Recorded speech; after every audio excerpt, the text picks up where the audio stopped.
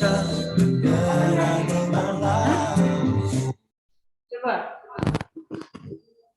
Oh iya, belum aku mute. Cek.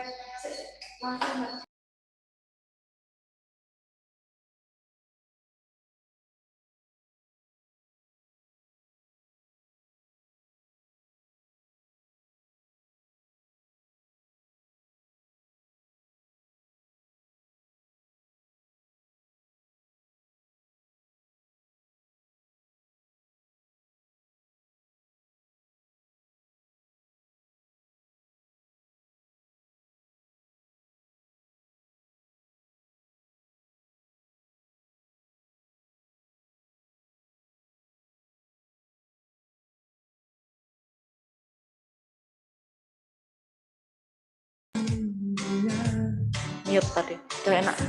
Gak usah di share audio. Cek 1 2, cek 1 2. Pas musiknya masuk. Ya ini kan sengaja. Oh gitu. Cek. Udah oke? Udah oke. Berarti ini nggak perlu di share audio. Kemarin kan dari kemarin aku share audio. Tapi kalau di share audio kan suara mikrofonnya nggak perlu diaktifin, musiknya tetap nyala. Nah kalau misalnya pakai kayak gini aja suara musiknya ada, tapi kalau nggak galau bergerak tuh kedengeran di ini mikrofon. Oh berarti di share aja kok ya? Oh di share aja. Nggak sekarang. Apa ya ini juga? Iya nggak tahu nih. Coba ini mbak selling apa? Bentar.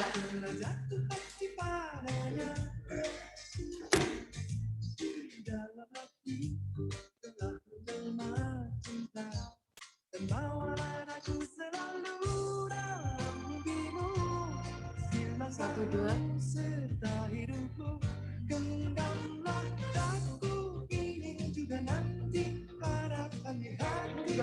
Cek.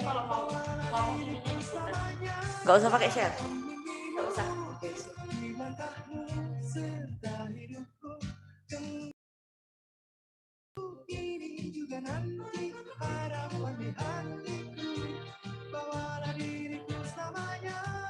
Ini aja.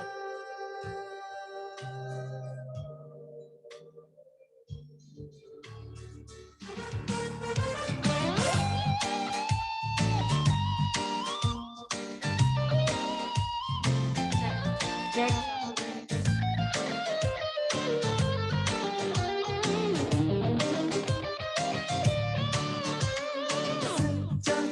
Bertemu, ku telah jatuh hati padanya.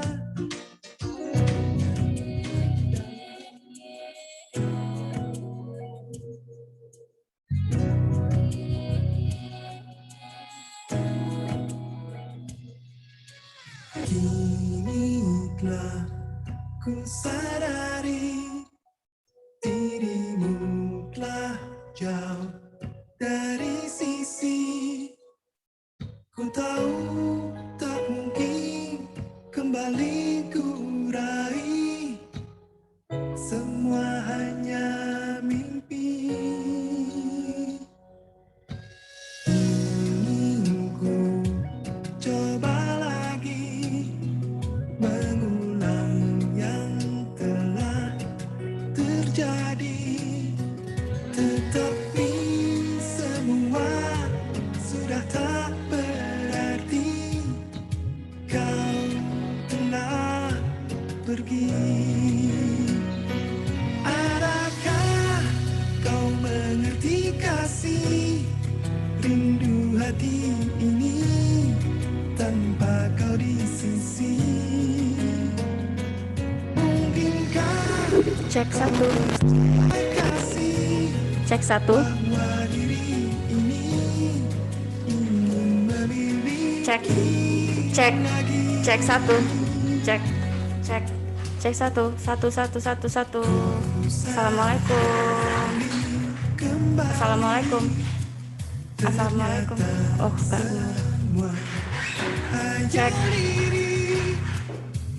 Kini ku tahu tak mungkin ada waktu. Cek 1.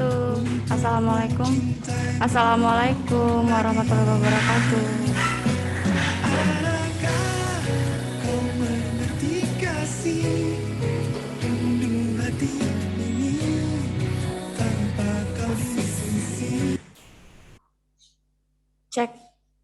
Cek satu.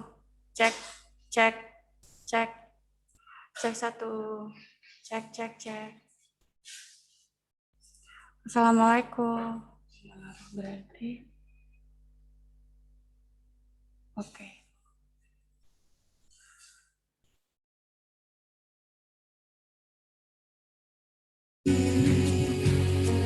Mungkinkah kau percaya kasih bahwa diri ini ingin memiliki lagi?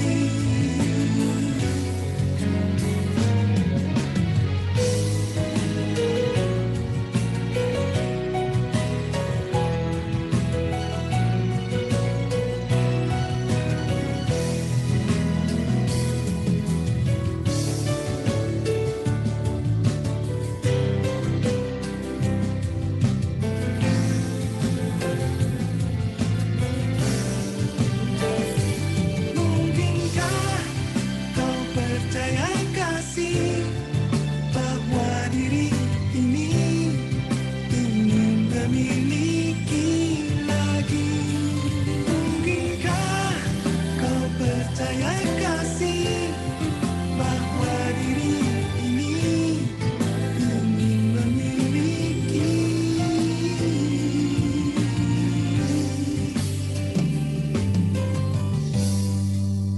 lagi?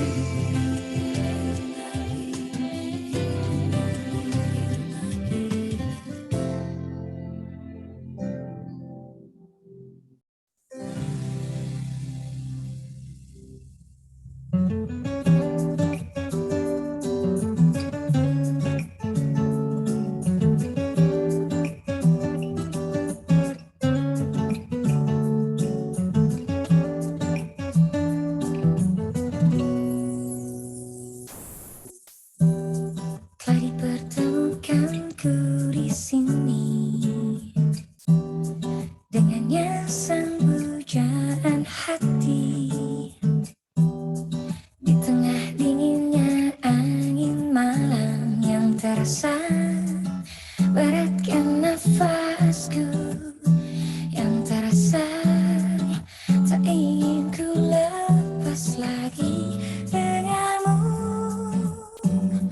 Ku akui semua itu indah, tiada tertandingi lagi denganmu. Ku rasakan indahnya dunia selamanya denganmu.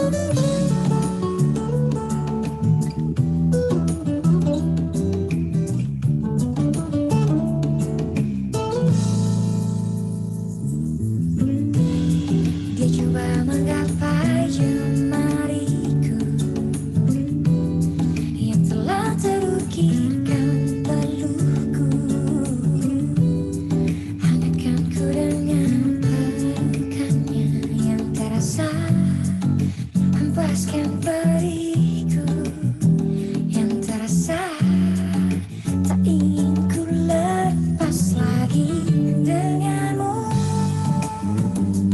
Ku akui semua itu indah, tiada tertandingi lagi denganmu. Ku rasakan indahnya dunia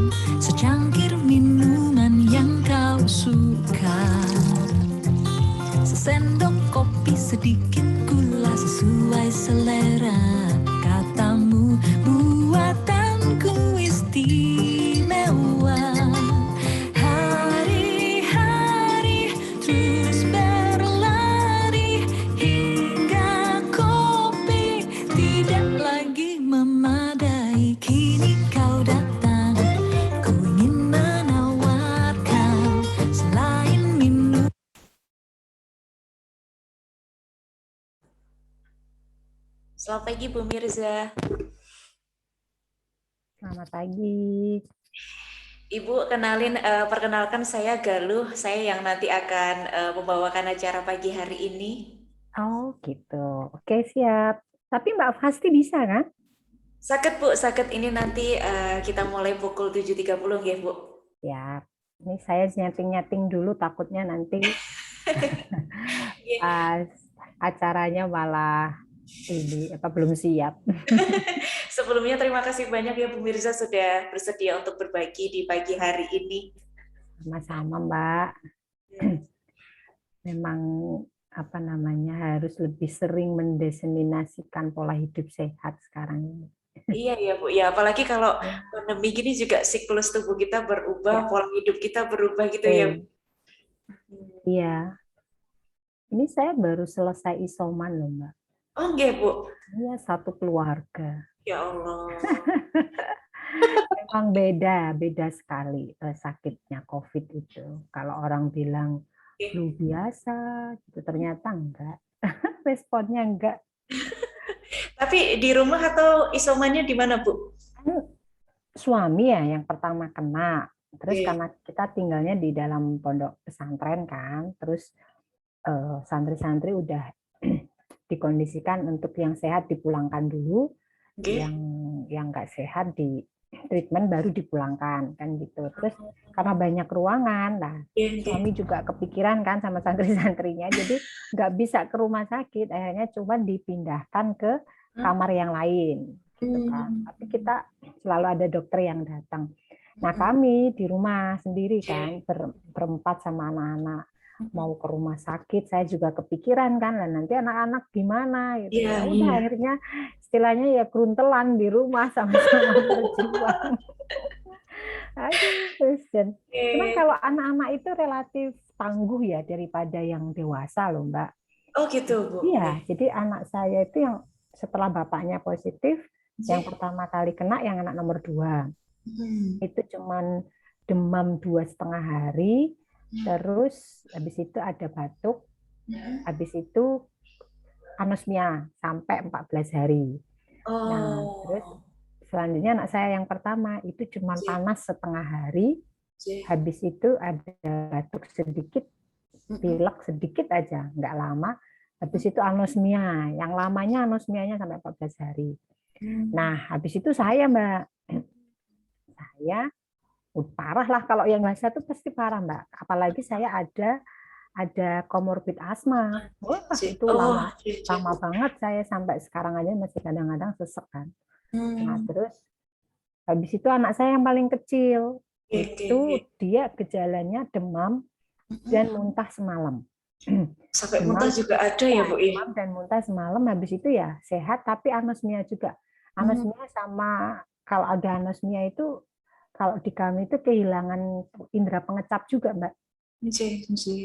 Jadi ya wes mau yang saya tuh yang paling sedih tuh kalau yang kecil, karena yang kecil itu masih kecil disuruh minum obat kan susah. Umur berapa Bu? 3 tahun. Oh 3 tahun. Iya.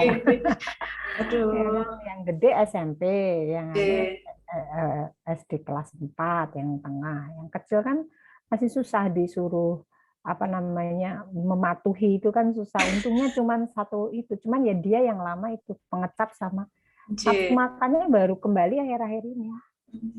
Gitu. Jadi ya memang beda sih sakitnya. Hari keberapa Bu ini Nyon Sewu? Hari keberapa ini udah dinyatakan? selesai kemarin Senin apa Minggu ya? Minggu kita sudah swab dan negatif. Alhamdulillah. Ya alhamdulillah. Cuman itu Mbak, badan itu nggak sebugar dulu ya. Beneran. Jadi itu saya juga masih ada dikit-dikit batuk sesek kan. Kalau suami itu malah udah sehat ya karena nggak ada komorbid. Cuman memang badan itu nggak bisa di-push kayak zaman dulu, zaman sebelum COVID gitu. Ini kemarin yang masih sembuh di awal-awal itu kan nge-zoom ya, jadi pembicara 30 menit pembicara terus 1,5 jamnya diskusi. Wah, habis itu capeknya saya tidur 3 jam. Rasanya begitu itu awal-awal sembuh, terus mencoba beraktivitas.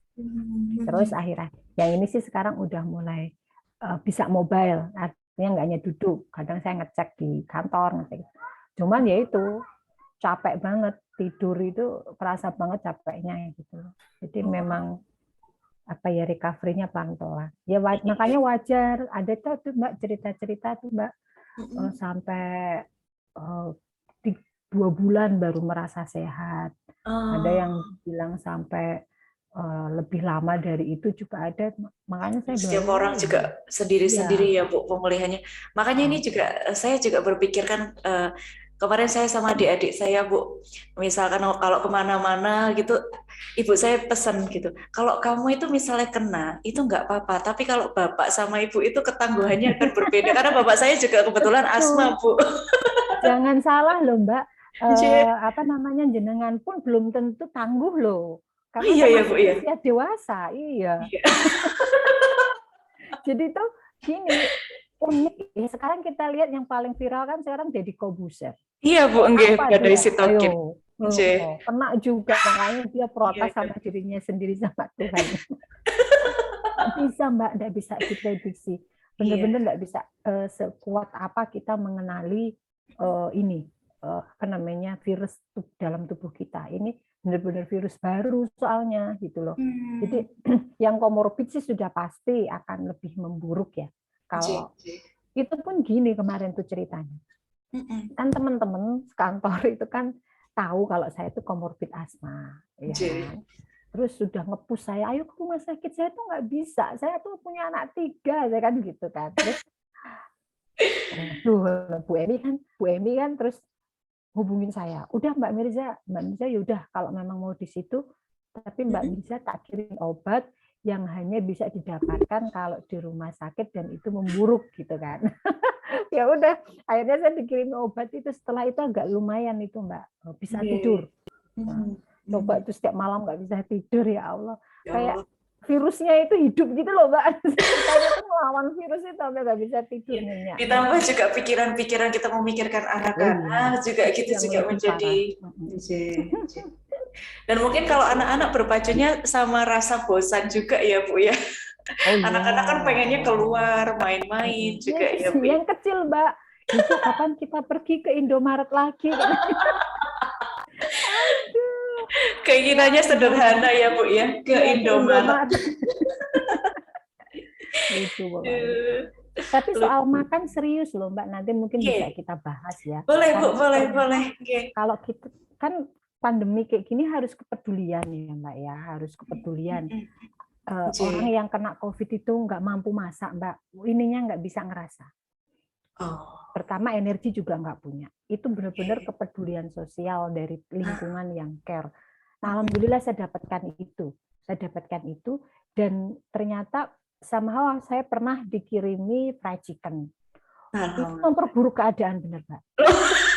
Benar-benar memperburuk keadaan. Ininya tuh langsung batuknya bereaksi sekali gitu loh. Kayak happy virusnya dikasih lemak. Benar-benar Mbak. Gitu. Jadi hati-hati ngirim makan. Niat kita membantu, tapi harus hati-hati untuk mengirim makanan pada teman-teman yang lagi kena COVID ini. Nanti saya bagi deh Mbak. Mengirim makanan yang sehat untuk membantu teman-teman, karena saya ngerasain betul. Ya, wong adanya itu ya kita makan ya, wong nggak bisa keluar-keluar, sayanya ambruk, akhirnya malah jadi batuk. Jadi, tapi beberapa makanan banyak juga yang bisa dikirimkan yang itu membantu. Nanti termasuk di olahan cita rasa ya, itu ternyata di organoleptiknya itu kita ada yang rusak. Nah, ini biar tetap bisa makan, bumbu apa yang bisa masuk untuk bisa dinikmati, nanti kita bahas juga. Oh iya, baik Bu. Terima kasih banyak. Waduh, kalau udah ngobrol-ngobrol banyak Bu, saya jadi semakin penasaran.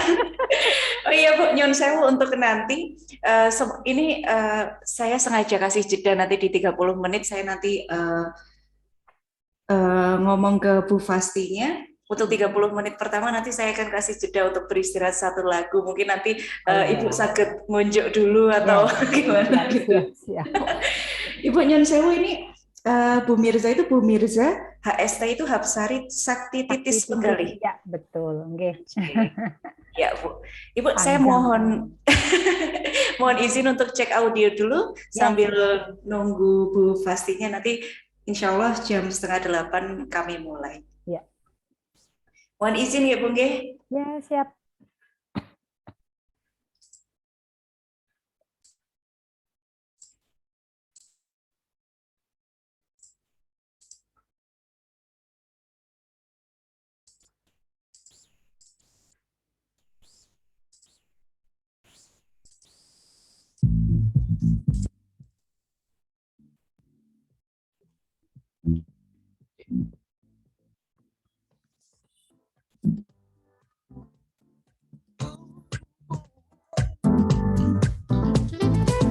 Senada cinta bersemi di antara kita, menyandang anggunnya peranan jiwa asmara, terlanjur untuk berhenti di jalan yang telah tertempuh semenjak ini, sehidup semati.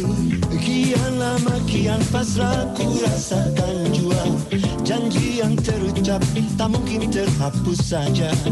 Walau rintangan berjuta, walau cobaan memaksa diriku terjerat, oh dipeluk asmara. Terlambat untuk berdusta, terlambatlah sudah menipu sanubari, tak semudah ku sangka. Yakin akan cintamu, yakinkan segalanya. Perlahan dan pasti lakukan melangkah menuju damai jiwa.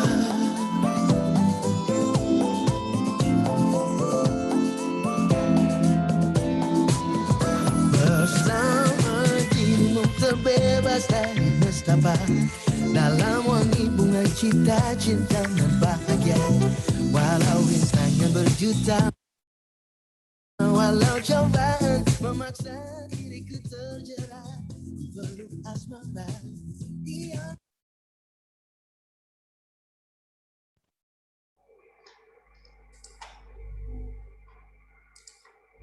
Selamat pagi Bu Fasti.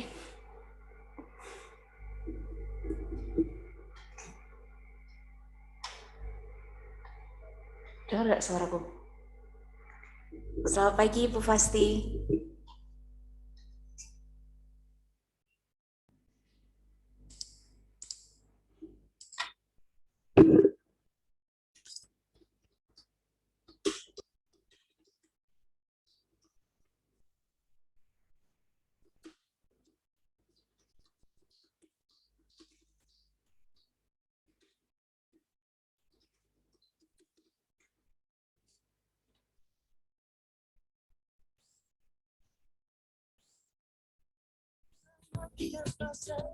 Rasakan jiwa, janji yang terucap tidak mungkin terhapus saja. Walau dengan berjuta, walau cobaan memaksa diriku terjerat, oh dipeluk asmara. Berdusta terlambatlah sudah, menipu sanubari, tak semudah disangka. Yakin akan cintamu, yakinkan segalanya.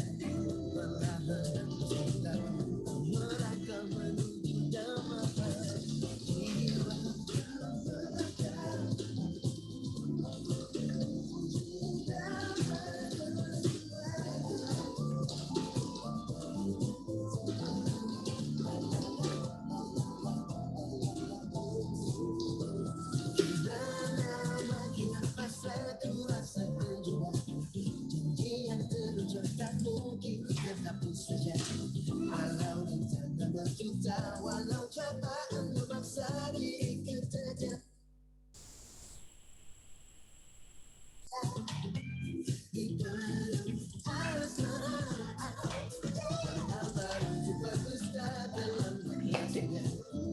Tadi suaraku masuk nggak? Ya.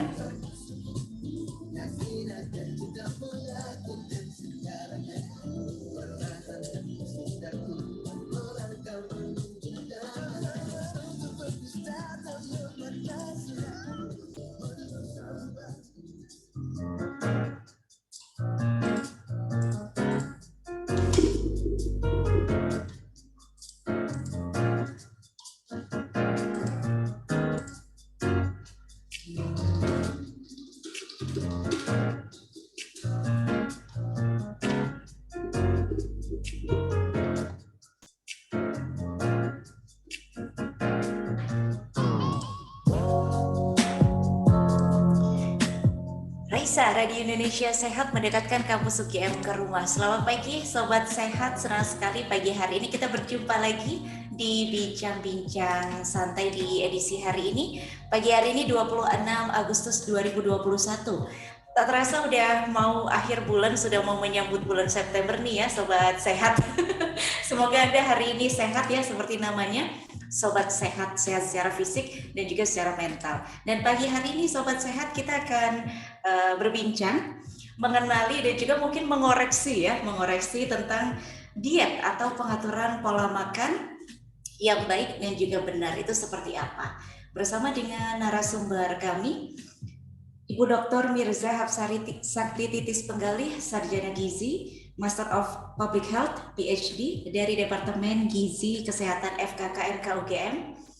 Dan juga pagi hari ini akan dimoderatori oleh Ibu Fasti Arum Utami, Sarjana Gizi, Master of Science dari Departemen Gizi Kesehatan FKKMK UGM. Baik, selamat pagi, Bu Fasti.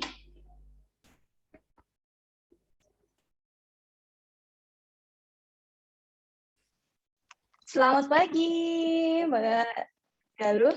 Iya, oke, sudah bisa mendengar suara saya ya, Bu Fasti ya? Sudah, suara saya bisa diterima dengan baik, Mbak? Sudah, mantap. Sebelumnya terima kasih banyak Bu Fasti dan juga Bu Mirza sudah bersedia untuk berbagi di pagi hari ini. Pagi hari ini kita akan berbincang di Bincang-Bincang Santai sampai dengan pukul 8.30. Oke, Sobat Sehat dan juga Anda juga saya undang untuk berpartisipasi melalui pertanyaan. Silakan nanti dituliskan saja di kolom chat. Untuk Ibu Fasti, saya persilahkan. Baik, terima kasih. Selamat pagi, teman-teman sekalian. Ini biasanya disebutnya apa, Mbak? Sobat Sehat ya? Ya, Sobat Sehat. Oke, selamat pagi Sobat Sehat sekalian. Baik, terima kasih kepada teman-teman Raisa Radio yang sudah mempercayakan kepada kami, gitu ya. Jadi pagi hari ini kita ada narasumber yang luar biasa. Ada Bu Mirza Hapsari yang seperti tadi sudah dikenalkan oleh Mbak Galuh ya. Selamat pagi Bu Mirza. Selamat pagi Bu Fasti, selamat pagi Mbak Raisa. Dan kok Mbak Raisa, sahabat-sahabat Raisa dan Mbak Galuh. BTW ini dress code kita kok sama ya Bu Fasti ya? Oh gitu ya Pak? Coklat dan hitam, masa hati kita. Oke, sudah chemistry-nya sudah dapat nih kayaknya buat Insya siaran Allah, pagi hari semoga ini lancar dengan Sobat deh Sehat. ya. Oke, baik, mungkin langsung aja nih Bu Mirza, kan karena pada tema pada pagi hari ini kita akan ngobrolin tentang diet atau pengaturan pola makan yang baik. Mungkin sebelumnya kita bisa tahu dulu apa sih yang dimaksud dengan diet itu Bu Mirza? Oke, baik. Diet itu sebenarnya bagaimana kita memberi makanan yang sesuai dengan kebutuhan kita. Nah, sesuai ini nanti tentunya akan bermacam-macam ya Mbak Fasti ya, mulai dari yang memang sesuai dengan AKG atau angka kecukupan gizi memang sesuai dengan orang sehat. Kemudian juga bisa jadi sesuai dengan kebutuhannya orang yang memiliki kondisi tertentu, misalkan dengan hipertensi, diabetes. Jadi diet itu tidak melulu diidentikan dengan membatasi makanan atau mengurangi makanan ya, tapi tetap disesuaikan. Bisa jadi disesuaikan itu malah dilebihkan. Contohnya seperti kalau kita menangani orang-orang yang memang beraktivitas fisik lebih banyak atau berolahraga lebih banyak, termasuk pada golongan atlet, yaitu disesuaikannya dietnya justru dilebihkan gitu. Begitu kira-kira mudahnya Mbak Fasti untuk mengetahui makna dari diet itu apa gitu. Oke, berarti sesuai dengan kebutuhan masing-masing orang ya Mbak ya, spesifik ya. Betul. Nah, kalau misalnya nih kita kan kenal ya, kalau diet itu kan biasanya identik gitu dengan yang pengen menurunkan berat badan. Betul, ya. Sebenarnya penurunan berat badan yang sesuai dengan kebutuhan masing-masing orang itu sebenarnya seperti apa sih Mbak? Oke, baik. Jadi memang di sono ya, di masyarakat luas itu untuk menurunkan berat badan itu melakukan berbagai cara, ya kan? Ya. Nah, yang mulai dari yang sehat, yang berbahaya dan berbahaya sekali itu banyaklah cara-cara. Nah, tapi pada prinsipnya kalau kita mau menurunkan berat badan, kita kembali pada keseimbangan energi. Jadi keseimbangan energi itu kan kalau kita mau menambah berarti yang masuk itu diperbanyak, yang keluar dikurangi gitu kan. Kalau kita mau menurunkan berat badan berarti yang masuk itu dikurangi, yang keluar ditambahkan gitu. Bisa tadi yang keluar tetap tapi yang masuk dikurangi, atau kalau mau lebih banyak lagi ya yang keluar ditambahkan, artinya dengan olahraga ya tadi. Nah, kalau kita mau melakukan diet yang baik berarti prinsipnya adalah berarti mengurangi apa yang dikonsumsi. Nah, baseline-nya itu biasanya kita pakai standarnya kan AKG tuh. Ya. Misalkan kita kebutuhannya itu di 2000, maka berarti kita akan mengurangi makanan dari kebutuhan kita sehari-hari. Misalkan jadi di 1800, 1500 misalkan. Nah, pengurangan ini tentunya yang harus dikonsulkan karena jangan sampai kita menerapkan pola diet terlalu ketat ya. Kalau dikonsulkan ke ahli gizi misalkan ternyata pola diet kita yang diterapkan terlalu jauh dari apa seharusnya supaya tetap badan ini tuh bisa sehat. Contohnya begini nih ya Mbak Pasti. Kan tubuh kita ini tetap butuh energi nih untuk bisa ngomong, bernafas, kemudian jantung bekerja, terus semua lah organ-organ kita ini bekerja itu butuh energi. Nah, kalau suplai kita untuk energi itu terlalu rendah, di bawah sekali misalkan kalau BMR basal metabolisme kita itu kan yang membatasi ya, itu minimumnya kita harus masuk. Misalkan BMR-nya di 1300, terus kita makan di 750. Nah, ini lambat laun ya kita justru akan merusak organ-organ kita ini gitu kan, itu nggak kita inginkan. Maka batasnya adalah jangan sampai di bawah BMR, tapi setidaknya di bawah BMR itu dinaikkan 500 kalori. Misalkan 1300 ya berarti amannya dia melakukan diet ya di 1800 ya gitu. Paling mentok kalau kita ngasih diet ketat tuh di 1500 Mbak Pasti untuk kebutuhan kalori sehari-hari. Karena itu setidaknya sudah melebihkan 200 sampai 300 kalori dari BMR dia. Begitu Mbak Pasti. Oke, berarti bagi teman-teman sobat sehat sekalian, kalau misalnya pengen diet gitu ya, jadi tidak bisa sembarangan, akan lebih amannya dikonsultasikan ke ahli gizi gitu ya. Baik Mbak, ini kan kita membahas mengenai diet yang benar itu seperti apa. Nah, sebenarnya ada nggak sih Mbak panduan gitu ya? Maksudnya diet yang benar itu seperti apa? Apakah kita, maksudnya di luar sana kan kita mengenal diet macam-macam ya. Ada diet mayo, diet keto, dan diet-diet yang lain gitu. Maksudnya yang kadang kita juga nggak dengar istilahnya gitu kan. Yang benar itu seperti apa sih Mbak? Kita ada panduannya nggak? Ya, baik. Sebenarnya Kementerian Kesehatan itu sudah memberikan panduan yang cukup bagus ya dengan diet seimbang. Kita kan diedukasi secara nasional itu dengan diet seimbang atau gizi seimbang yang aplikasi sederhananya dengan isi piringku itu Mbak Fasti ya kan. Nah, artinya kalau kita kembali kepada pesan dasar gizi seimbang tadi yang tentunya memperhatikan porsi makan, jadi tetap harus balance ya, ada sumber karbohidrat, ada sumber protein, ada sumber lemak yang sehat, ya kan, kemudian vitamin dan mineral serta cairan dan aktivitas fisik ya kan, berolahraga itu kan pesan umumnya harus seimbang begitu ya. Nah, tapi yang menjadi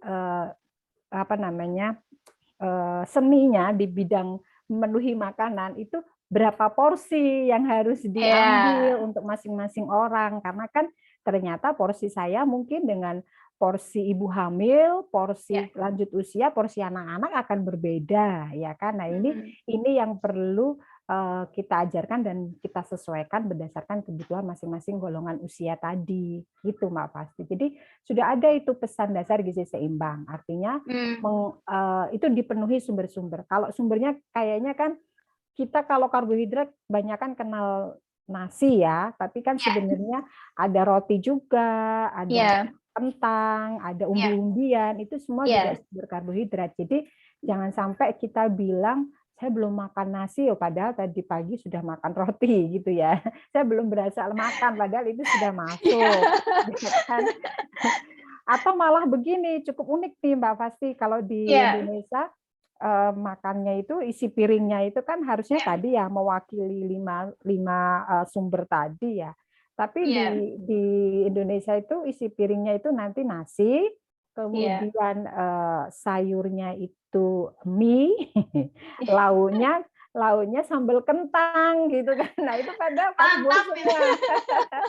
Ya, biasanya kan nasi uduk begitu tuh isinya.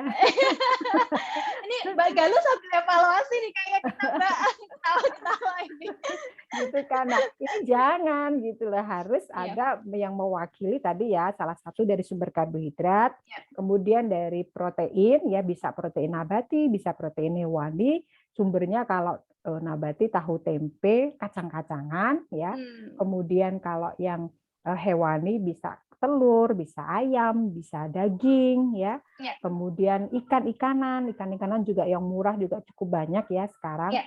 Itu bisa dikonsumsi sehari-hari. Kemudian nah sumber lemak. Nah, sebenarnya sumber lemak ini yang diharapkan untuk dikonsumsi terlihat sebagai bentuk lemak ya. Karena kan lemak yang tersimpan itu kan banyak ya. Ini kan semua bahan makanan itu kan mengandung lemak ya. Iya. Itu sebenarnya yang memang dipilihkan itu bukan dari sumber makanan yang digoreng itu terus lemaknya masuk, itu enggak, kita enggak berharap dari lemak itu.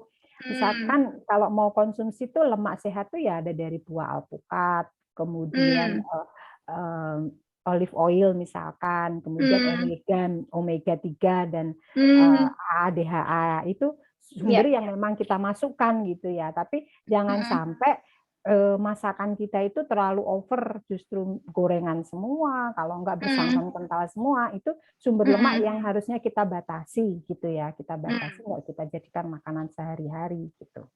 Kemudian kalau juga habit kita nih, kalau kita makan gorengan, ya kan kita kan enggak ridho kalau cuma satu. Aduh. Ya kan? Ini kok jelek-jelek sekali nih. Ya, gorengannya beli 5.000 gitu kan. Terus di situ ada pisang, ada apa namanya Ada tahu bala-bala, isi, ya ada tahu isi. bakwan. Nah, itu dicobain semua, akhirnya nggak sengaja kita udah makan 5 sampai 6 biji. Lah itu nggak boleh. Jadi kalau gorengan ya maksimal 3 deh gitu ya. Maksimal itu 3 aja. Ya, jadi boleh 3 per kali makan atau 3 per hari nih? 3 per hari. 3 per hari sih.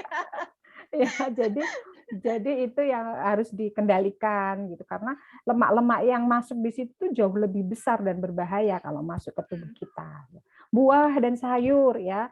Nah, ini lucu nih. Sayur itu kadang-kadang dijadikan garnish ya kalau kita makan. Padahal aturannya kalau pakai isi piringku, sayur itu bisa, sayur dan buah itu separuh ya kan, separuh piring, kemudian seperempatnya nanti karbohidrat, seperempat yang lain nanti isinya untuk sumber lauk kan. Nah, ini kita sayangnya tuh beda, kalau ngambil itu di piringnya yang banyak nasinya, sayurnya hanya garnish sedikit aja gitu sama lauk. Nah, ini kebalik ya, nanti bisa diperbaiki dari sumber sayur dan buah itu. Nah, nanti ini harus dipenuhi kapan ya? Setiap kali makan, Mbak Pasti. Jadi pagi ya komposisinya begitu, siang begitu, malam juga begitu.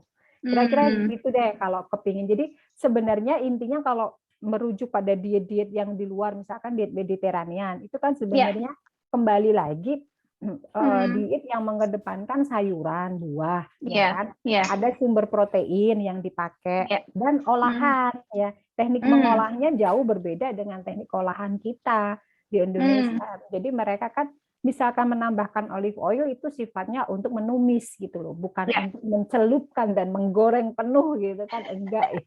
Jadi deep frying ya Mbak, ya bukan deep frying ya, kita itu kan deep frying. Nah, ini cuma untuk numis aja. Jadi apa namanya, dan itu di Mediterranean itu bisa nggak sih diadopsi dengan kebudayaan lokal kita? Bisa banget gitu. Kita punya lotek, kita punya gado-gado, kita punya ketoprak, itu semua kan sayuran-sayuran juga dan kearifan lokal ya kan. Itu bisa kok, cuman memang nanti kalau bisa bikin bumbu kacangnya itu ketika bumbu kacang tuh sehat juga loh kalau pengolahannya apa namanya sehat. Contoh begini pengolahan bumbu kacang yang sehat. Kacangnya itu disangrai aja, jangan digoreng minyak. gitu. Kacangnya kan kalau yang memang lebih gurih kalau digoreng minyak sih, cuman kita jangan melakukan itu. Jadi kacangnya kita sangrai aja. Jadi itu benar-benar minyaknya nggak ada, murni minyak dari lemak yang sehat dari kacang. Kacang juga mengandung sumber lemak yang sehat. Nah, tekniknya begitu. Nah, nanti tinggal ditambahkan bumbu-bumbu yang lain, yang terutama untuk tingkat kepedasan di Indonesia itu luar biasa ya, ada level sampai 15. Jadi itu kalau yang makan orang bule nggak sanggup itu kali. Kecuali orang Korea ya. Orang Korea mungkin masih bisa gitu ya. Nah, jadi begitu contohnya begitu sederhananya. Dan tentunya sayur-sayuran itu kan sebenarnya bisa melimpah ruah di Indonesia. Cuman kadang-kadang orang itu apa namanya lebih senang memakan karbohidrat daripada buah dan sayur gitu loh. Nah, ini nanti perlu edukasi lagi supaya bisa ini apa namanya sadar untuk memenuhi buah dan sayur. Jadi sebenarnya diet Mediterranean di Indonesia bisa banget dilakukan karena kita ada, cuma tinggal mengedukasi bagaimana kita tetap bisa berperilaku, atau karena kan diet Mediterranean diet yang udah valid, bisa ini ya untuk PTM itu sangat-sangat bermanfaat kan untuk penyakit tidak menular. Nah, di Indonesia gimana? Oh, bisa banget gitu loh mempresentasikan makanan Indonesia yang sehat yang memang bisa selaras dengan diet Mediterania. Begitu Mbak Fasi. Oke, baik. Wow, luar biasa ya Sobat Sehat sekalian ya, penjelasannya begitu lengkap dan panjang. Nanti tinggal diaplikasikan gitu ya. Baik, sebelum lanjut mungkin Bu Mirza ini ada pertanyaan kebetulan yang masuk di webnya Raisa. Jadi pertanyaan begini, Bu, saya selama ini melakukan diet dengan meminum air jeruk sebelum makan di pagi hari. Itu bagaimana ya? Baik, bagaimana? Baik, jadi kebiasaan orang di luar sana ya, di orang-orang Eropa itu memang pagi-pagi itu dia mengkonsumsi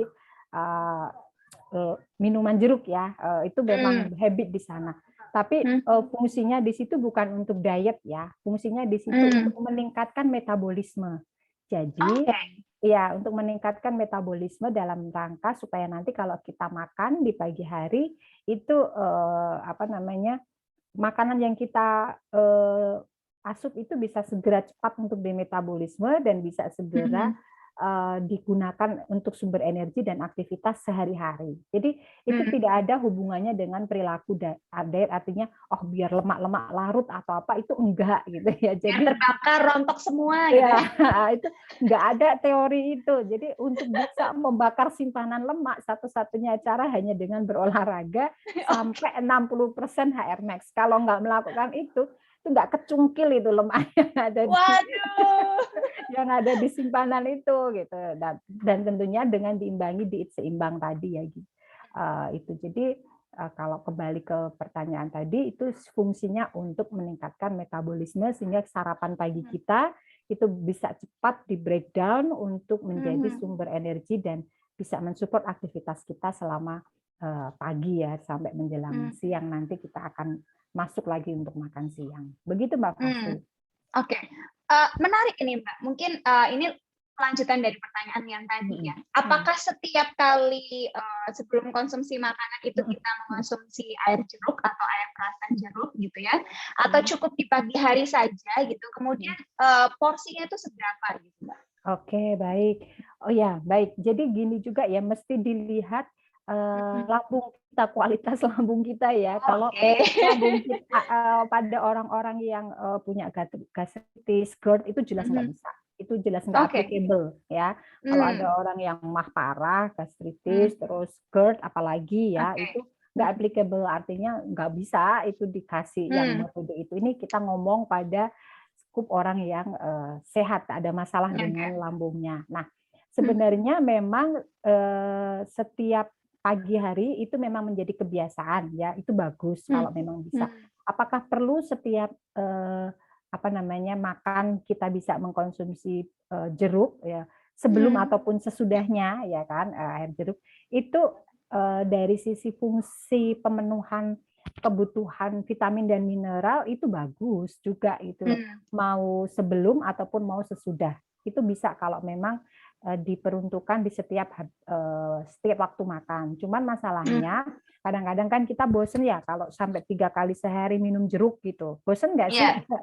Iya. Kalaupun seandainya bosen, sebenarnya untuk memenuhi vitamin dan mineral, kebutuhan vitamin dan mineral itu juga bisa dengan sumber yang lain gitu loh. Jadi nggak apa-apa jeruknya di pagi hari saja supaya kita nggak bosen. Manusia itu gampang bosen kalau disuruh begitu-begitu terus gitu ya. Jadi pagi aja, nanti yang siang dan malam kita bisa memenuhi dari sumber vitamin dan mineral yang lain gitu. Oke, jadi prinsipnya seperti itu ya, Sobat Sehat Raisa sekalian gitu. Jadi bukan buat diet gitu ya, bukan untuk meruntuhkan atau meluluhkan lemak-lemak yang tersimpan karena itu harus olahraga mau tidak mau gitu ya. Tetapi adalah untuk mungkin lebih tepatnya seperti untuk membantu memenuhi kebutuhan gizi seimbang kita ya, Mbak ya. Jadi vitamin dan mineralnya gitu. Jadi bisa juga untuk membantu proses metabolisme di dalam tubuh kita. Baik, mungkin sebelum ke pertanyaan selanjutnya, Mbak, melanjutkan tadi yang sebelum ada pertanyaan gitu. Tadi kan menggunakan prinsip gizi seimbang.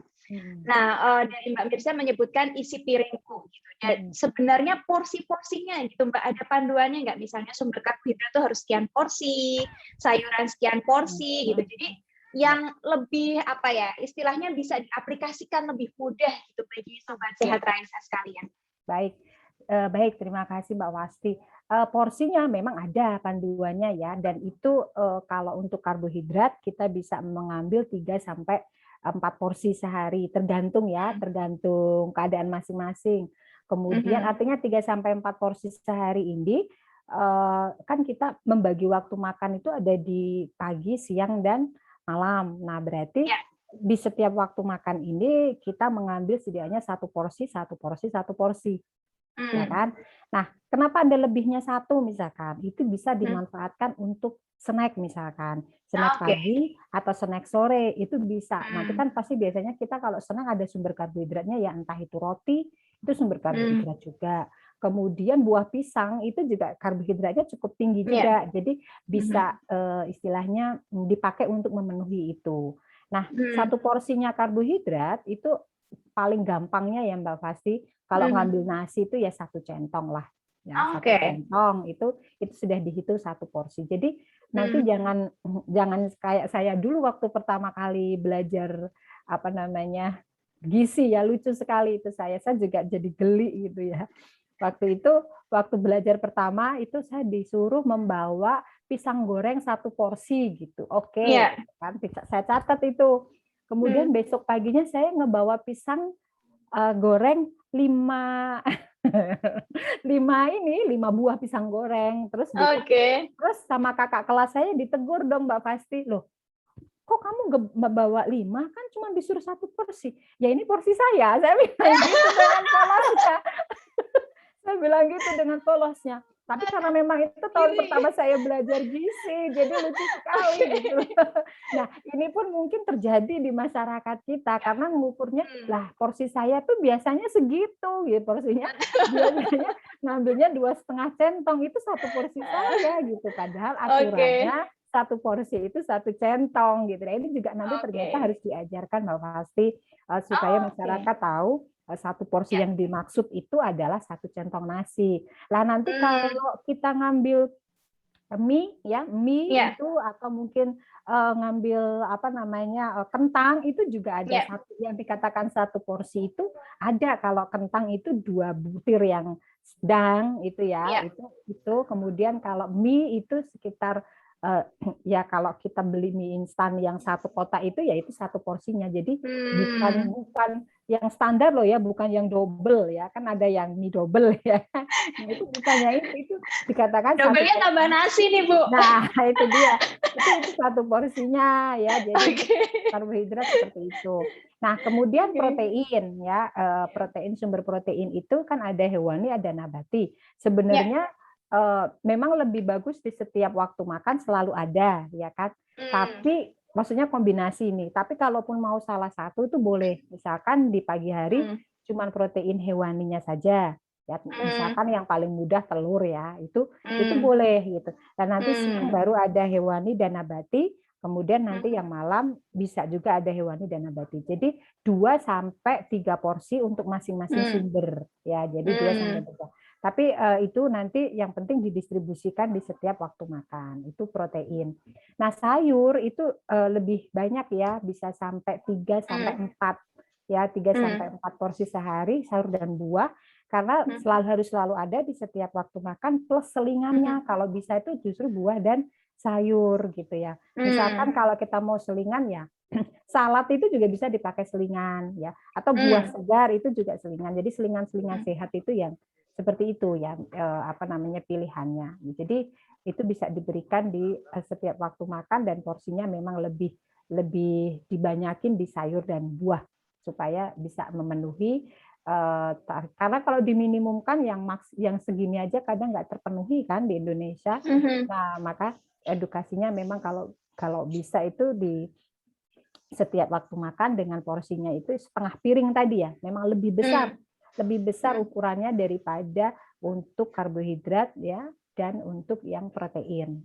Gitu. Jadi itu memenuhinya begitu porsinya. Jadi tapi pun itu ada seninya ya, kita punya ilmu namanya bahan makan penukar. Jadi kalau teman-teman sahabat Raisa ini mau tahu persis, ketemu ahli gizi aja supaya nanti diajarkan penggantinya yang sesuai dengan porsi yang dimaksud tadi gitu, supaya jangan sampai nanti salah pemikiran, oh porsi nasi saya segitu 1 porsi kok gitu, padahal itu hitungan di versi gizi itu sudah 3 porsi gitu loh ya.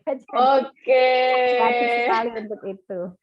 Baik, jadi menggunakan standar porsi ya sobat sehat sekalian, sobat standar porsi yang memang sudah ditetapkan gitu ya untuk angka kecukupan gizi penduduk Indonesia itu seperti apa, bukan menggunakan standar porsi diri masing-masing gitu ya. Nanti seperti Bu Mirza, 1 porsinya adalah 5 buah pisang.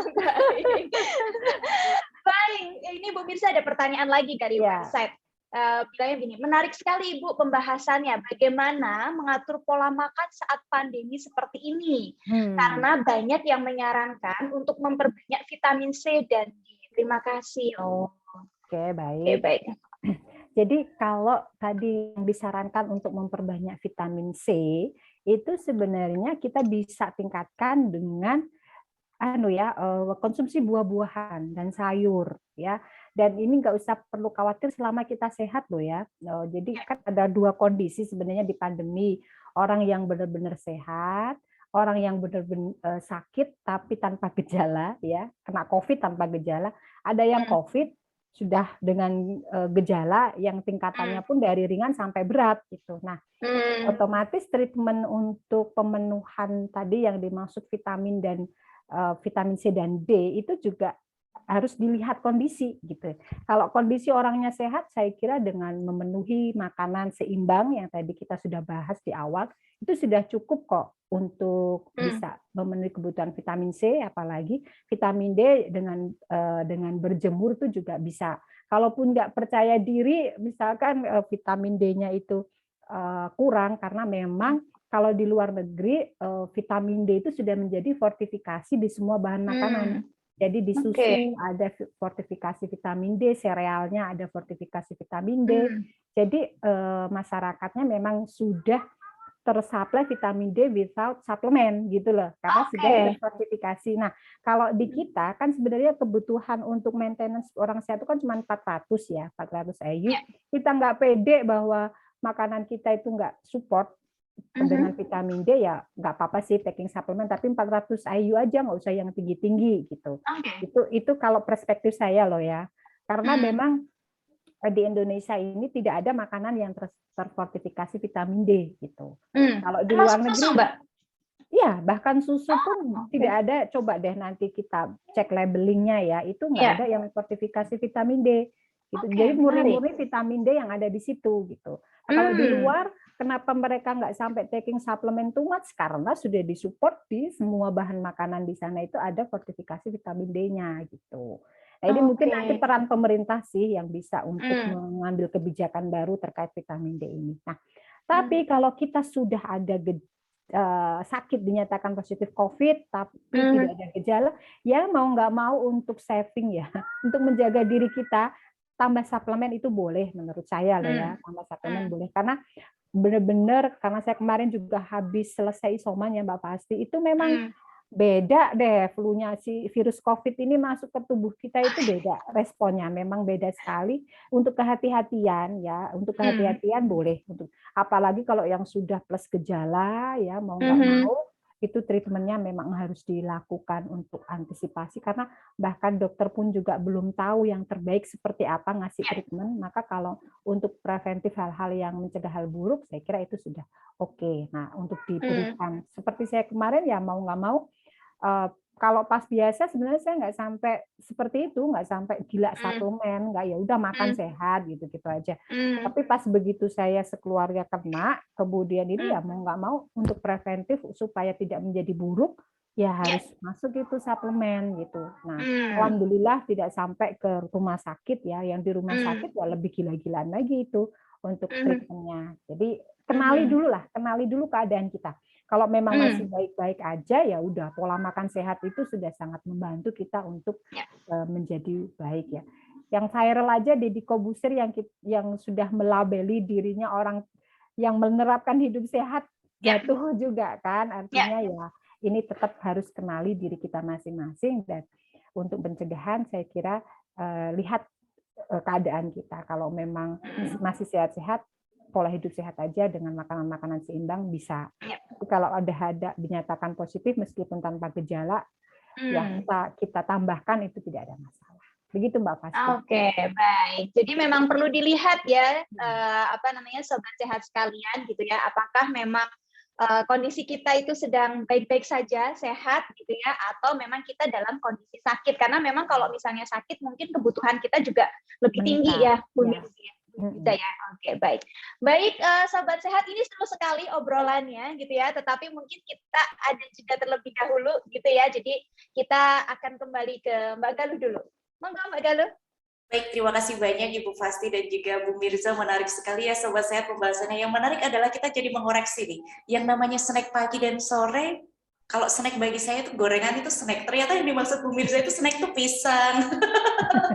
Buah-buahan seperti itu ya aja. Ini juga nanti kita akan ngobrol-ngobrol banyak lagi Bu. Mohon izin untuk kita jeda dulu sejenak. Monggo kalau mau minum-minum dulu. Satu lagu untuk Anda Sobat Sehat, untuk Anda yang mendengarkan Sobat Raisa melalui website, melalui aplikasi Radio Raisa atau di Zoom. Satu lagu untuk Anda dari Krisya Lirih.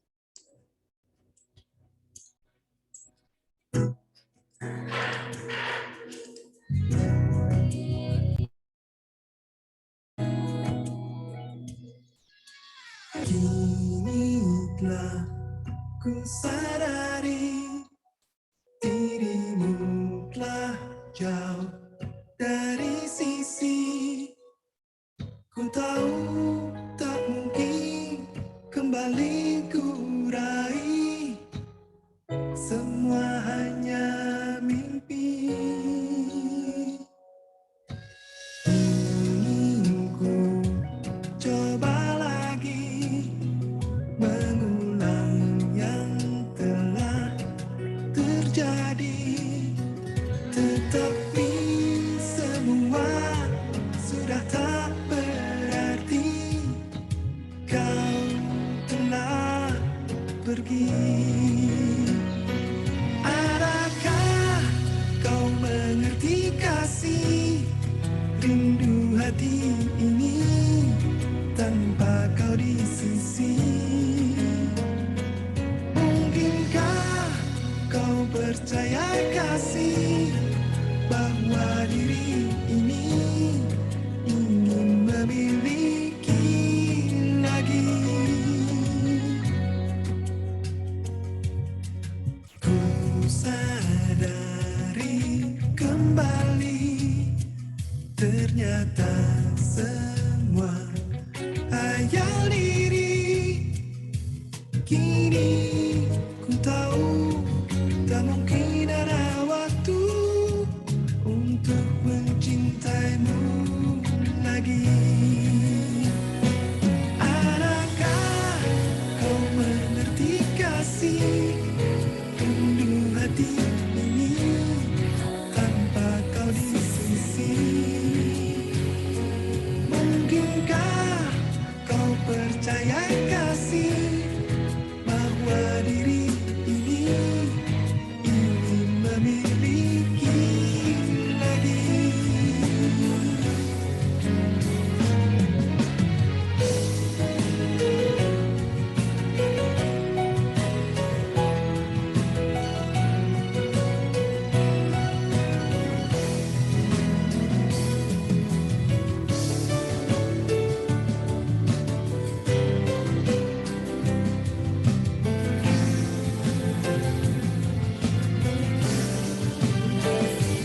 Mungkinkah kau percaya kasih bahwa diri ini ingin memiliki lagi?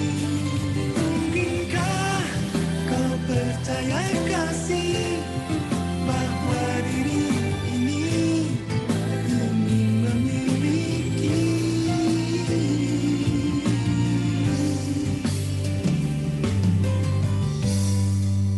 lagi?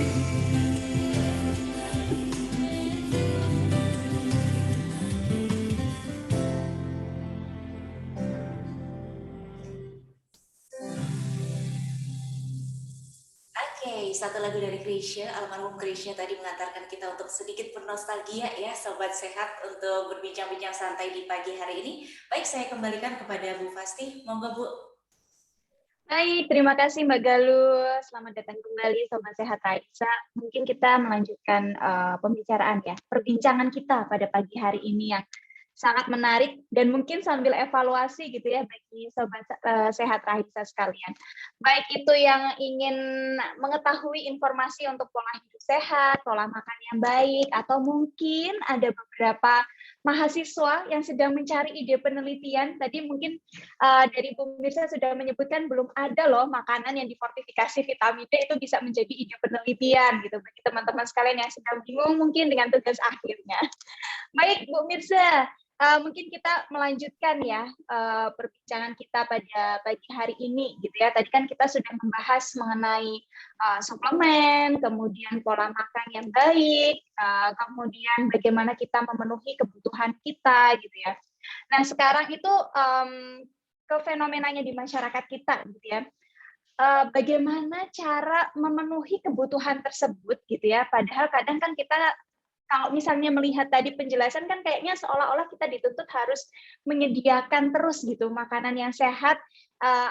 Kemudian kalau kita misalnya pengen yakin bahwa makanan itu sehat, berarti kan kita harus masak kayak gitu.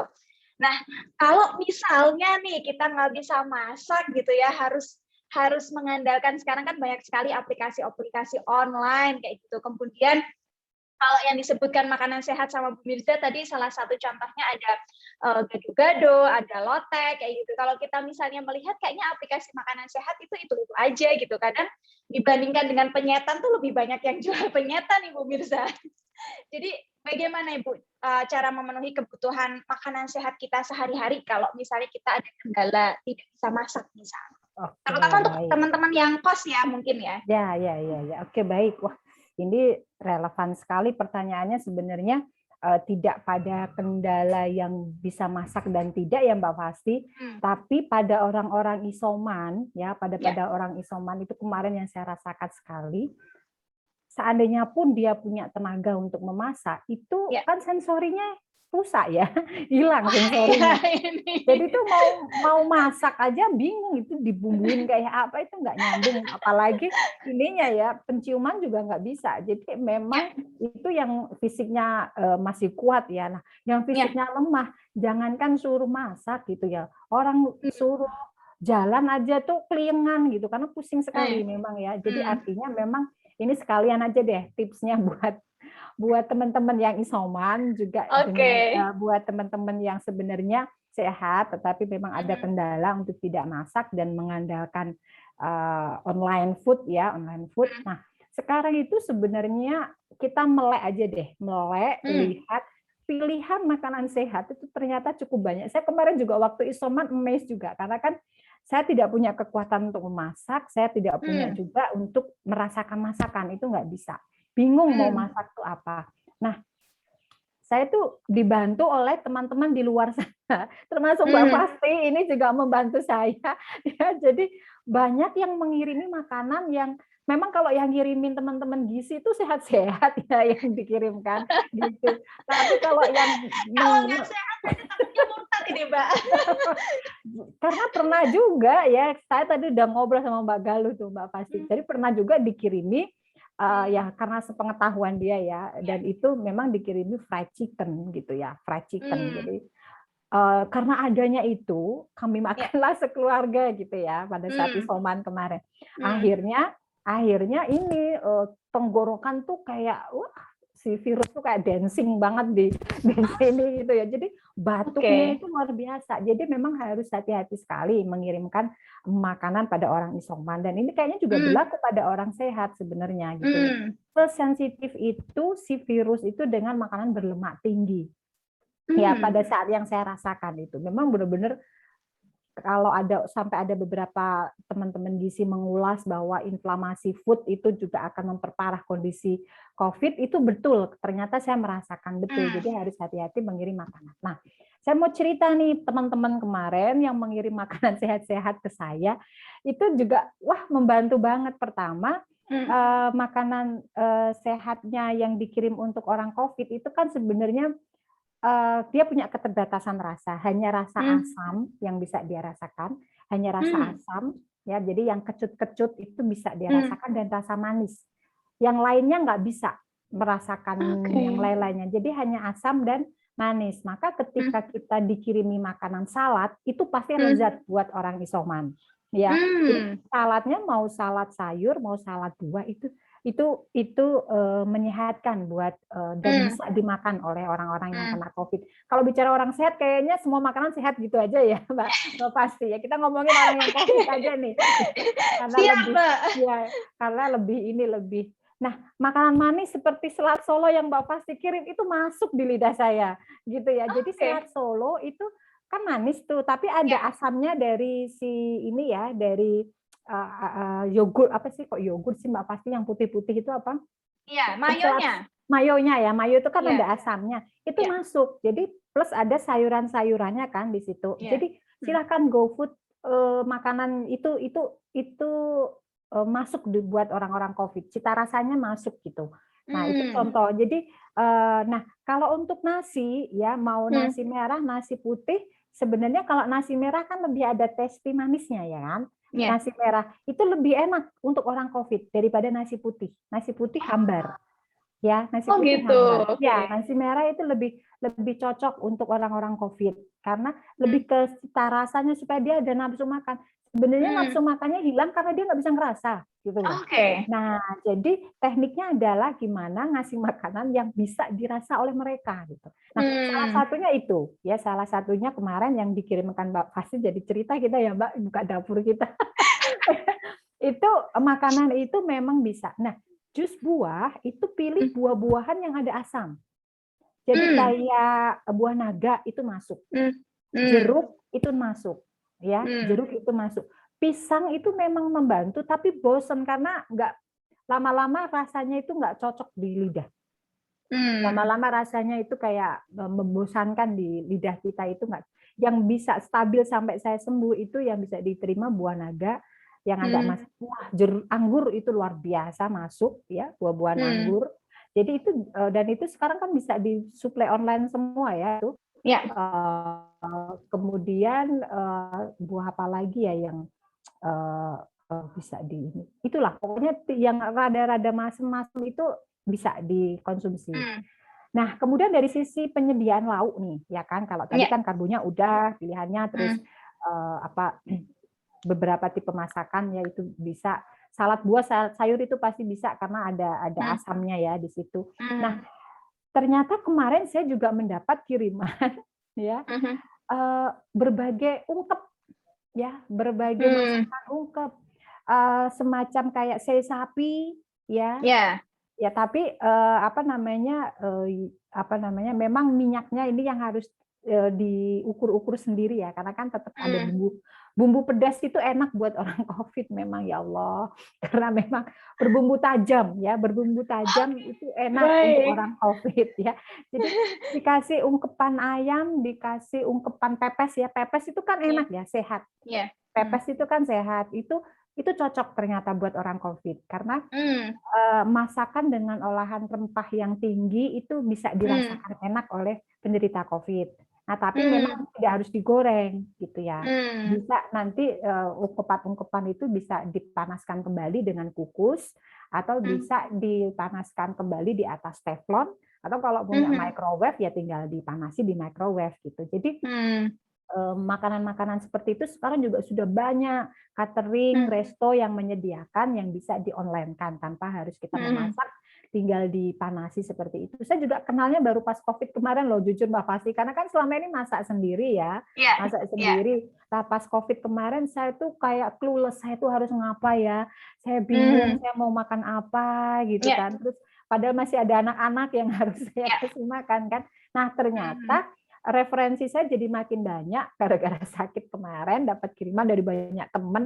Oh, ternyata di luar sana sudah banyak. Nanti kita melek aja deh, makin melek dengan literasi makanan sehat di luar sana yang bisa kita akses sebenarnya dan bisa memenuhi kebutuhan kita yang memang ada keterbatasan. Baik keterbatasan waktu untuk memasak atau karena sakit tadi. Itu sebenarnya bisa kok sekarang. Jadi berbagai masakan itu sudah cukup sehat dan bisa kita dapatkan melalui online. Jadi jangan lagi list online kita itu makanan fried chicken, makanan cepat saji itu, atau mungkin minuman-minuman yang saya dan Mbak Fasti sangat suka sebenarnya. Kalau kita bilang Mbak Fasti hilang stres, tapi itu harus sekali aja, jangan kok terus setiap hari makan makanan-makanan yang memang luar biasa enak itu ya, minuman yang luar biasa enak, tapi itu cukup sesekali aja. Boleh sih mencicipi, tapi jangan dijadikan setiap saat kan memang kalorinya cukup tinggi gitu. Nanti jangan sampai feeling guilty habis minum itu kan, malah jadi nggak sehat nanti. Oke. Baik, jadi pada prinsipnya Sobat Sehat sekalian boleh dikonsumsi ya, tetapi memang bagaimana kita memanajemen diri sendiri gitu. Karena kan untuk mungkin ada kalau kita sudah suka pada makanan tertentu kan jadinya pengen konsumsi makanan itu terus. Iya, jadi ini juga mungkin bisa ide gitu buat Sobat Sehat sekalian yang ada di rumah gitu ya. Jadi kalau saya yakin sekarang tren ibu-ibu sekarang itu tidak harus memasak di rumah gitu ya, tapi kita tetap bisa mengonsumsi makanan sehat gitu ya. Walaupun dengan catering dan lain sebagainya gitu. Mungkin lebih ke ini ya, mungkin ya Bu Mirza, pengetahuan terhadap bahan makanan dan portioning ya, maksudnya porsi makanan yang harus dikonsumsi. Oke, baik. Menarik Mbak tadi tentang. Boleh nggak nambahin Mbak Fasti? Jadi monggo silakan. Para saya aja yang orang gizi kenal dekat juga dengan Mbak Fasti itu.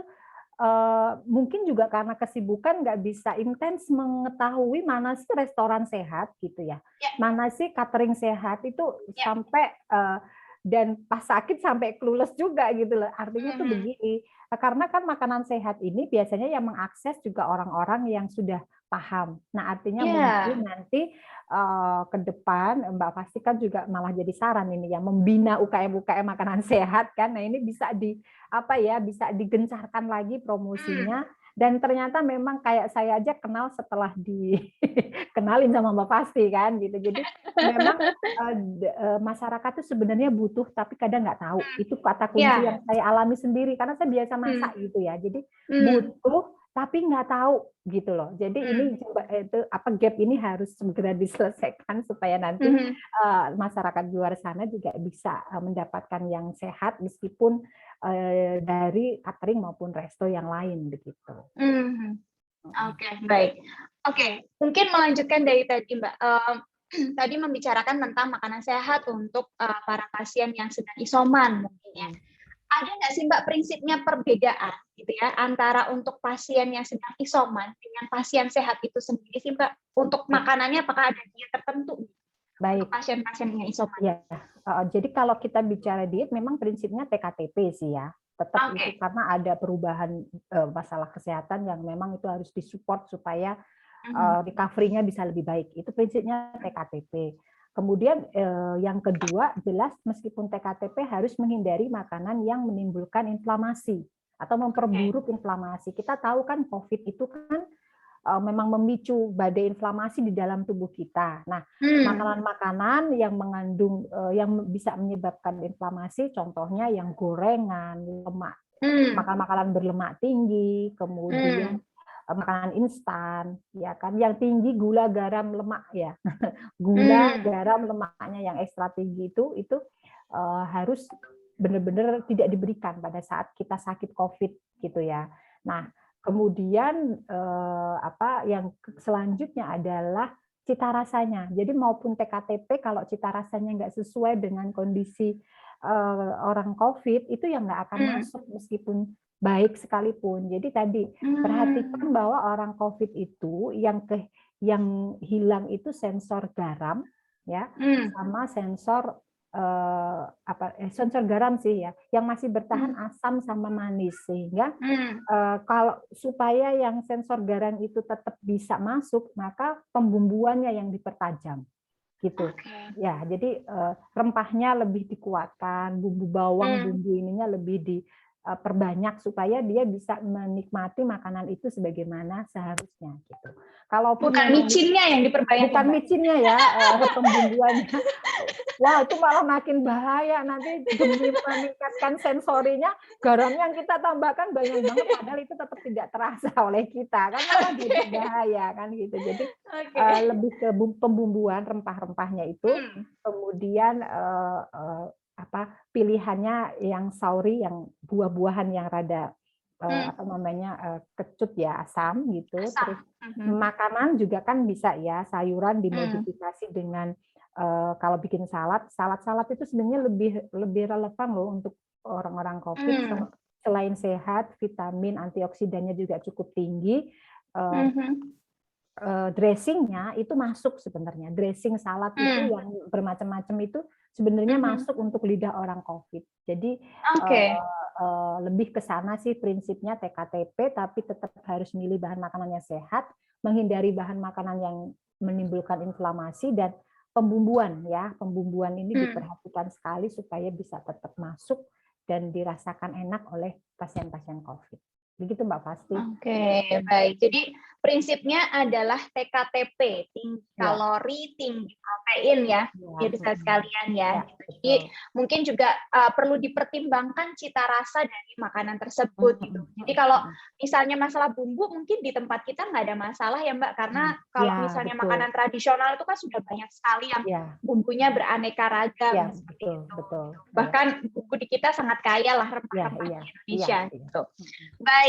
Tadi berkaitan juga nih Mbak dengan salad, tadi kan banyak yang masuk ya untuk pasien-pasien yang isoman. Mungkin kita juga melihat dari sisi lainnya juga Mbak. Sebenarnya karena salad itu kan dressingnya macam-macam ya Mbak. Ini mungkin juga informasi bagi masyarakat umum juga, tidak hanya sekedar yang sedang mengalami isoman kayak gitu. Saladnya itu, dressingnya itu bagus nggak sih Mbak maksudnya? Maksudnya apakah termasuk yang sehat gitu kan? Karena kan mungkin ada beberapa, saya baca beberapa itu salad buahnya bagus nih, salad sayurnya bagus, tapi kadang dressingnya tidak bagus kayak gitu. Gitu kan? Oke, jadi memang salad itu berbagai macam ya. Ada yang honey ya, berbasis madu, honey lime. Ada yang berbasis cheddar ya, olive dengan asam ya, asam itu ada. Kemudian olive dengan ada sedikit ekstrak sambal, tapi base-nya itu kan yang sehat tuh memang campuran olive, ada sedikit garam, merica, lime, itu basic, yang basic kan itu sudah sehat. Nah, yang berbahaya itu memang yang semacam salad buah yang beredar sekarang ini, tapi di situ kan dressingnya itu kan ada mayo, kemudian ada extra cheese, ada yang ini yang justru berbahaya gitu. Jadi kalaupun mau salad buah ya sesekali nggak apa-apa sih itu, cuman kalau itu dimakan menjadi sehari-hari. Yang justru berbahaya adalah kandungan gula yang ada di dalam dressing itu. Jadi nanti kita harus mesti sikapi hati-hati dan belajar mengenai dressing. Dressing itu macam-macam gitu. Nanti yang cocok, yang paling sehat itu nanti yang kita adopsi untuk sehari-hari. Yang tadi saya sebutkan ya kombinasi untuk, tapi memang sesuai ininya sih ya, apa bahannya tuh apa, nanti dressingnya cocoknya ini gitu. Itu memang ada ilmu sendiri yang bisa diajarkan juga nanti ke masyarakat. Kalau saya mau sayuran itu dressing yang cocok apa, itu juga ternyata berbeda. Kalau sayuran nggak mungkin dikasih apa namanya ya, mayones itu sebenarnya masuk di mana-mana sih ya.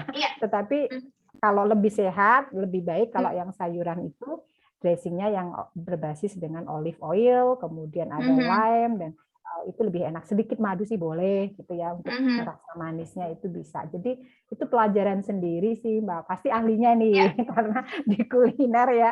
Jadi ahlinya ini nyocok-nyocokin dressing sama apa namanya makanannya, itu emang ada ilmunya sendiri dan harus hati-hati pada dressing yang terlalu manis itu aja sih, karena gulanya ini akan bisa memberi dampak yang kurang baik pada tubuh kita. Itu Mbak. Oke. Baik, bisa. Jadi pada prinsipnya adalah makanan ya makanan gitu. Tergantung pada diri kita bagaimana mengatur makanan apa yang akan dikonsumsi gitu ya Bu Mirza ya. Oke, baik. Ini tidak terasa sudah 1 jam Bu Mirza.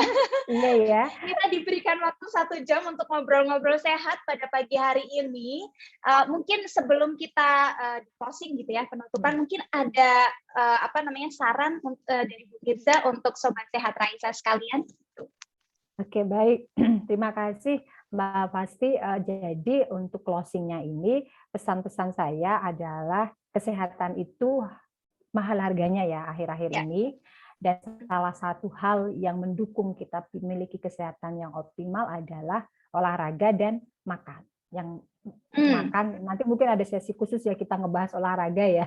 Tapi untuk makannya ini, untuk makan ini itu tadi sudah kita terangkan, prinsipnya adalah sesuai dengan kebutuhan. Jadi diet itu makan yang sesuai dengan kebutuhan kita. Bisa jadi itu dikurangi, bisa jadi itu ditambah. Jadi sesuai dengan kebutuhan, dan caranya untuk memenuhi kebutuhan itu kita bisa menerapkan gizi seimbang ya, dan secara praktis itu tadi dengan isi piringku. Ingat, dalam isi piringku itu separuhnya adalah buah dan sayur, seperempatnya adalah sumber karbohidrat, dan seperempat yang lainnya adalah untuk protein ya. Ini prinsip yang penting dalam mengambil makanan nanti sehari-harinya ya.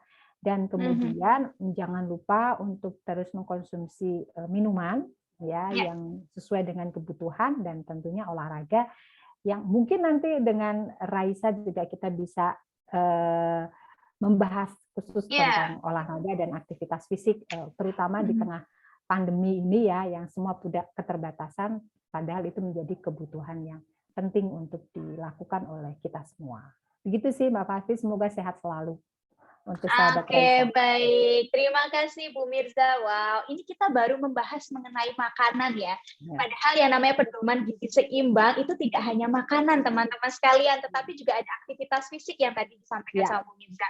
Mungkin next untuk topik selanjutnya kita simpan terlebih dahulu, karena kebetulan Bu Mirza ini juga ahli gizi yang bidangnya di bidang gizi olahraga gitu. Jadi nanti akan sangat menarik sekali. Maksudnya olahraga apa sih yang cocok ketika kita di rumah saja gitu? Apakah olahraga itu bisa diganti misalnya dengan nyapu ngepel, betul nggak sih? Kayak gitu. Nanti kita akan berdiskusi lebih lanjut gitu. Baik, terima kasih Bu Mirza untuk waktunya pada pagi hari ini. Semoga obrolan kita pada pagi hari ini dapat bermanfaat bagi sobat sehat Raisa sekalian. Baik, saya kembalikan ke Mbak Galuh. Terima kasih. Selamat pagi teman-teman sekalian. Selamat pagi.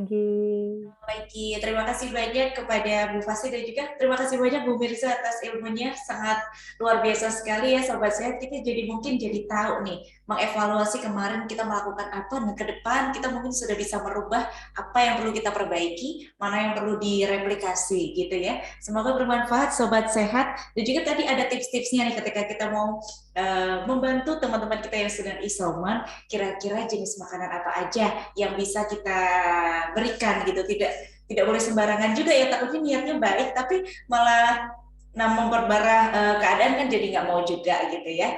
Jadi terima kasih banyak sekali lagi untuk Bu Mirza dan juga Bu Fasti atas hari ini. Semoga sehat selalu, salam untuk keluarga di rumah. Baik, Sobat Sehat, terima kasih banyak dan Anda tetap bisa menyaksikan Raisa Radio ya melalui Zoom karena topik-topiknya selalu bermanfaat dan juga menarik-menarik, dan obrolan Raisa Radio bisa Anda dengarkan kembali di Spotify di podcastnya Raisa Radio. Saya Nigalu beserta kru yang bertugas mohon pamit undur diri, mohon maaf apabila ada kesalahan. Sampai jumpa, wassalamualaikum warahmatullahi wabarakatuh.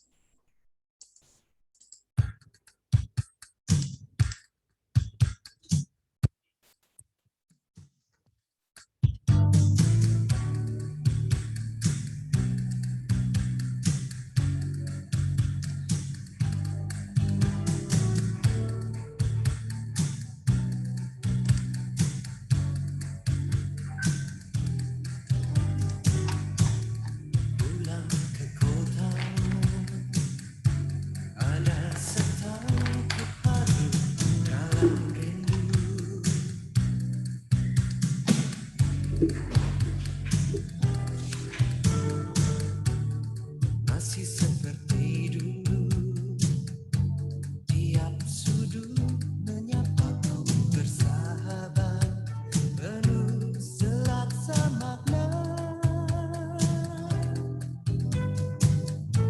Terhanyut aku akan nostalgia saat kita sering meluangkan waktu, nikmati bersama suasana Jogja.